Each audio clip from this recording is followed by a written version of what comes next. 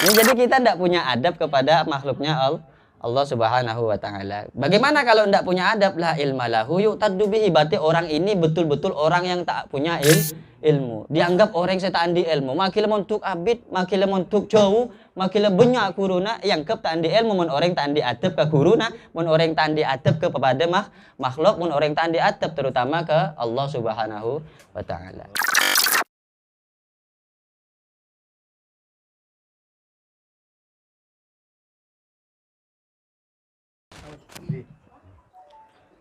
Assalamualaikum warahmatullahi wabarakatuh.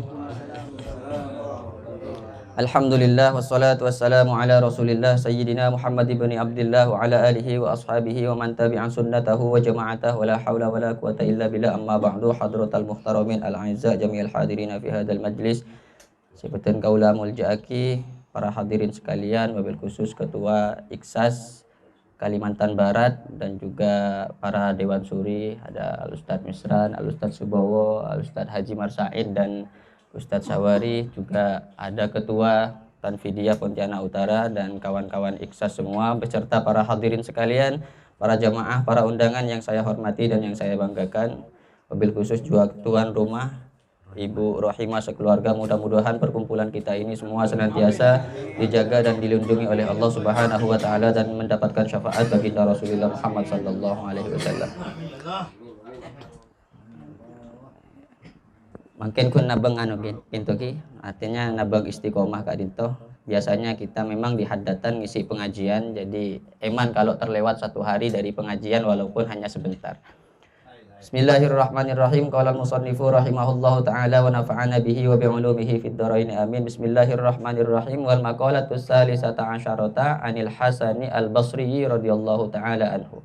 Adapun makalah yang ke-13 dari Sayyidina Hasan, dari Sayyid Hasan al-Basri radhiyallahu ta'ala anhu, wa huwa min akabirit tabi'in. Adapun Hasan al-Basri itu ialah termasuk pembesar dari para tabi'in. Kita masyhur sering mendengar tokoh besar dari kalangan tabi'in yang bernama Hasan al-Basri. Hasan al-Basri ini juga termasuk tokoh dari imam, tokoh-tokohnya orang-orang sufi. Ada satu kisah persoalan mengenai tokoh sufi pada zaman dahulu antara Imam Hasan al-Basri dengan tokoh sufi dari kalangan perempuan yang bernama Rabi'atul Adawiyah.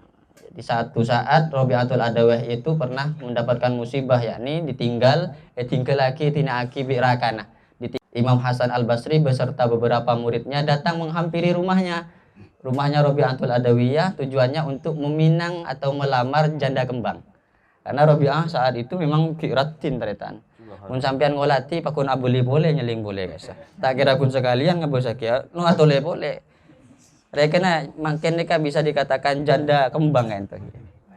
Jadi bisa dikatakan seperti itu. Satu saat ketika menggedor rumahnya Rabi'atul Adawiyah, dibukakan oleh pembantunya, kemudian bertemu dengan Rabi'atul Adawiyah ini ditutupi oleh sutroh, ditutupi oleh satir. Dan Rabi'atul Adawiyah sama sekali tak pernah bertemu dengan seorang laki-laki kecuali dengan suaminya, sehingga Abu Thabun ben seorang imam, orang alim saya nyaman Hasan al-Basri Kak Dinto, tak ketemu mukanya, ditutupi oleh sutroh, ditutupi oleh penghalang atau tabir.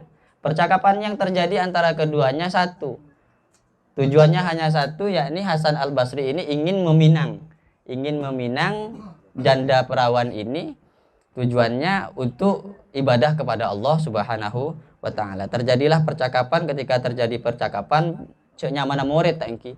Namanya murid pasti mendukung guru, pasti mendukung kiai. Membeda murid tak dukung guru, beda murid tak dukung kiai, ini kenyamanan ini kan. Pun tak usah bahas ceng langsung bahayanya. Off the record. Gitu di sini kan, ketika ditawarkan ada bu nih kamu murid, wahai Rabi'atul Adawiyah, saya ini bersama guru termulia, guru banggaan kami, dan di antara kami yang paling alim ini adalah Hasan al-Basri. Ditanyakan tujuannya mau apa ke sini? Tujuannya saya ingin meminang engkau, melamar engkau. Baik, saya akan terima pinangannya engkau apabila engkau mampu menjawab 4 pertanyaan. Apabila engkau mampu menjawab 4 pertanyaan dari saya, silahkan kamu fa'analaka bahasanya. Kalau kamu mampu menjawab pertanyaan saya yang 4 ini, fa'analaka, maka saya ini menjadi milikmu. Pertanyaan yang pertama dari Rabi'atul Adawiyah dikatakan yang pertama, in muttu wa kharajtu minad dunya a akhruju 'alal imani amla. Kalau saya mati, kalau saya keluar dari dunia, artinya mati. A'akhruju minal imani amla. Apakah saya mati ini membawa iman atau tidak? Bisa aja, Bob. Tretan. Mun kula tanya ke panjenengan, tat kula nika mun Pak Komor, dalam kondisi iman apa punten? Beri si bengal jawab nih, beri si bengal jamin. Pola keng sekretaris baru Iksas bengal jawab. Beri jaminan nih. Tidak ada jawabannya kan? Apa jawabannya Imam Hasan Al-Basri? Hadza ghaibun la ya'lamul ghaiba illallah. Ini perkara gaib. Yang bisa jawab adalah Ustaz Sawari. Perkara gaib soalnya kan. Soalnya Pak, Bu. Sampai guru, Pak. Memang khas kita kan biasanya kita memang selalu guyon. Hadza ghaibun la ya'lamul ghaiba illallah. Ini hal gaib, tidak bisa dijawab. Yang bisa jawab hanya Allah Subhanahu wa taala. Kemudian ditanya nomor 2. Silahkan, tidak apa-apa kalau pertanyaan nomor 1 tidak bisa jawab. Nomor 2 yang mau saya tanyakan, kalau kamu bisa jawab, fa'analaka, saya spontan menjadi milikmu. Ditanyakan oleh Rabi'atul Adawiyah, la wudi'tu fil qabri wasalni munkar wa nakir a'aqdiru ala jawabihi ma'amla. Kalau andaikan saya sudah diletakkan di dalam kuburan, kemudian datang namanya malaikat munkar dan nakir, dan ring medure gak sebenegeron. Kalau sudah benegeron itu datang, a'aqdiru ala jawabihi, apakah saya mampu? Kira-kira saya mampu tidak untuk menjawab pertanyaan keduanya? Bisa jawab Bang Rosi? Boleh saya juga parkir bisa jawab? Tak bisa tretan. Hadza ghaibun la ya'lamul ghaiba illallah. Ini perkara gaib yang tidak mungkin bisa dijawab kecuali hanya Allah Subhanahu wa taala. Kemudian pertanyaan yang ketiga bagaimana? Idza husyiron nasu min yaumil qiyamah. Apabila manusia dibangkitkan nanti di hari kiamat, wa tatayaratil kutubu, ketika kitab-kitab tulisan-tulisan amalnya diberikan, a'utiya kitabi biyamini am bisimali, apakah kitab bagianku itu akan diberikan oleh Allah dari arah kanan ataukah dari arah kiri? Apa bisa dijamin? Lagi-lagi jawabannya hadza ghaibun la ya'lamul ghaiba illallah. Ini perkara gaib yang tidak bisa dijawab kecuali hanya Allah Subhanahu wa taala. Kemudian terakhir, mun kakek bisa lah pencan kakek langkonin kakek.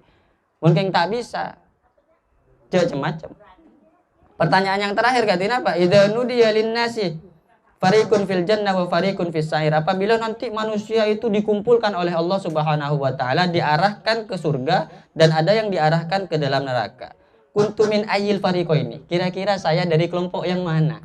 Apakah kelompok yang ke neraka atau kelompok yang ke surga? Lagi-lagi tidak bisa dijawab. Hadza ghaibun la ya'lamul ghaiba illallah. Ini perkara gaib yang tidak mungkin bisa dijawab kecuali Allah Subhanahu wa taala. Kemudian apa katanya jawaban Rabi'atul Adawiyah? Man kana lahu ghammu hadhil arba'ah. Orang yang kebingungan untuk menjawab 4 soal ini. Kaifa yastaghilu bitazwij? Bagaimana dia menyibukkan diri untuk nyari bini? Jangan jawab saya pampaknya ke bayi tak bisa.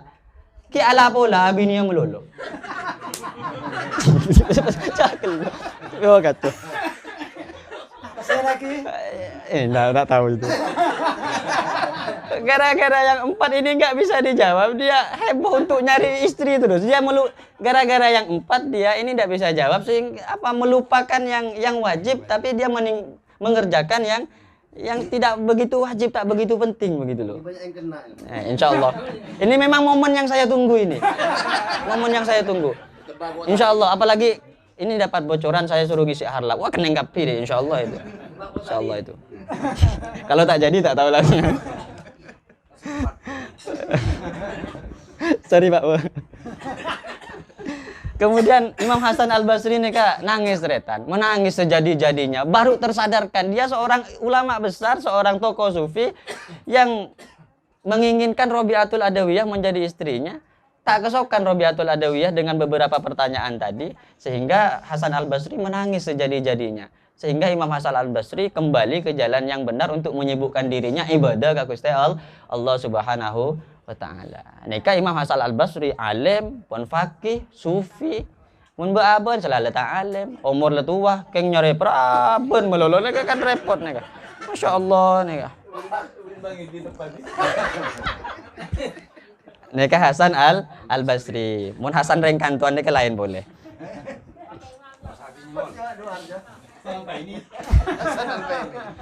Man la adaba lahu, napa tabuna Imam Hasan Al-Basri. Hasan Al-Basri pernah mengatakan man la adaba lahu ma'allahi ta'ala wa ma'al khalqi la ilma lahu yu'taddu bihi. Orang yang tidak punya adab, yang tidak punya tata krama bersama Allah dan tak punya tata krama bersama makhluknya Allah, tak sopan ke Allah, tak sopan ke para makhluk-makhluknya Allah. Makhluknya Allah ini tidak hanya cuma manusia teretan, bengkeben juga makhluknya Allah. Makanya aku tak setuju pada setong tokoh agama yang ketika melihat anjing malah ditabrak. Itu tak setuju sekali. Kenapa? Katanya Imam Hasan Al-Basri, man la adaba lahu. Adab ini tidak cuma hanya kepada Allah, tapi juga kepada makhluknya Allah. Jadi makhluknya Allah bukan hanya manusia, hatta kepada semut sekalipun kita harus punya tata krama. Ini ingat ceritanya guru kita bersama itu Kiai Haji Hariri Abdul Adib, begitu tata kramanya ke semut. Mun oneng tangki every napa? Every gula mun bade santrenya apa kiri bi kiai kanto. Cuk sapo ya. Dikit bingung ternyata nyari segama aneh kok. Itu every bilis ketika jalan ini mau ke Banyuwangi undangan. Bede bilis, bede semut atau ada kerengge kata orang Melayu, bede kaleng kasah. Tak sengaja tenoro sampai ke Banyuwangi. Ini kiai minta balik lagi. Are kelek naik di mere. Neser benteretan. Mun abon kapan nemu bilis? Petus. Kapan nemu rengi? Petus. Saja nemu kotoh nih binian. Udah paling seneng kletes ini. Nah, jadi kita tidak punya adab kepada makhluknya Allah Subhanahu wa taala. Bagaimana kalau tidak punya adab? La ilma lahu yu'taddu bihi. Berarti orang ini betul-betul orang yang tak punya ilmu. Dianggap orang yang tak andi ilmu. Makin montuk abid, makin montuk jauh, makin banyak kuruna yang tak andi ilmu. Mun orang tak andi adab ke kuruna, mun orang tak andi adab kepada makhluk, mun orang tak andi adab terutama ke Allah Subhanahu wa taala. Kemudian yang kedua, wa man la sabara lahu ala tahmilil balaya wa adal khalqi wa ala masyaqqati ijtinabil ma'asi wa ala ada'il faraidi la dina lahu yu'taddu bihi. Orang yang tak punya kesabaran, orang-orang setandi kesabaran ala tahmilil balaya, atas ditimpa musibah. Bede kancana kula, bede neng WA kasah. Tak sabar kening musibah. Musibah gara-gara ban bocor. Ini kan luar biasa, Masya Allah. Wa man la sabara lahu ala tahmilil balaya. Kita tertimpa musibah dengan misalnya bencana corona, dengan bencana alam, dengan bencana apapun itu misalnya semuanya dari Allah Subhanahu wa taala. Yang memang kita diminta untuk sabar. Sabar ini kan lakar melarat teretan. Eta buaki as-sabru kasibri. Sabar ini seperti empedu yang pahit rasanya. Tetapi pun pahit ini ke jamu teretan. Sobung jamu manis. Ndak ada jamu manis. Kalau ada jamu manis berarti just juice. Ini ke benih jamu. Jamu pasti pahit. Tapi mun yenum maki pahit menyehatkan, menyegarkan. Berhubung kata jamu nika berdebus jamu kanto. Silakan pesan ke Ustaz Kawakil. Nika tak sabar ala tahmilil balaya wa adal khalqi wa ala masyaqqati ijtinabil ma'asi, dan juga tidak sabar atas celaan dari makhluk. Senyamana orang odi, makil bagus nggak napa, pakun ecale bi orang. Thank you tenan. Setuju tak setuju? Sepakat. Lepas bagus ya orang, lepas bagiai praja ya orang apun. Hatta Kanjeng Nabi Muhammad boy, ki esake ki lecale bi orang, napa boleh kun Muhammad kan Tuhan. Jadi tak usah terlalu bangga diri. Oh saya ini orang bersih, yang tidak mungkin orang semua pasti sepakat dan sesuara dengan saya. Ini sesuatu yang sangat tidak mungkin. Wa ala masyaqqati ijtinabil ma'asi wa ala ada'il faraidi, dan barang siapa yang tidak sabar atas beratnya menjauhi maksiat dan juga tidak sabar atas melaksanakan kewajiban-kewajiban, ladaina lahu yu'taddu bihi, maka dia dianggap tidak punya agama. Orang yang tak sabar atas bencana, atas hinaan manusia, dan tidak sabar menjauhi segala larangan Allah, dan tidak sabar atas perintah Allah, maka orang tersebut dianggap tidak punya agama. Nah, dari tebunah Imam Hasan Al-Basri Kak Dinto, antara ilmu dan agama ini satu kesatuan.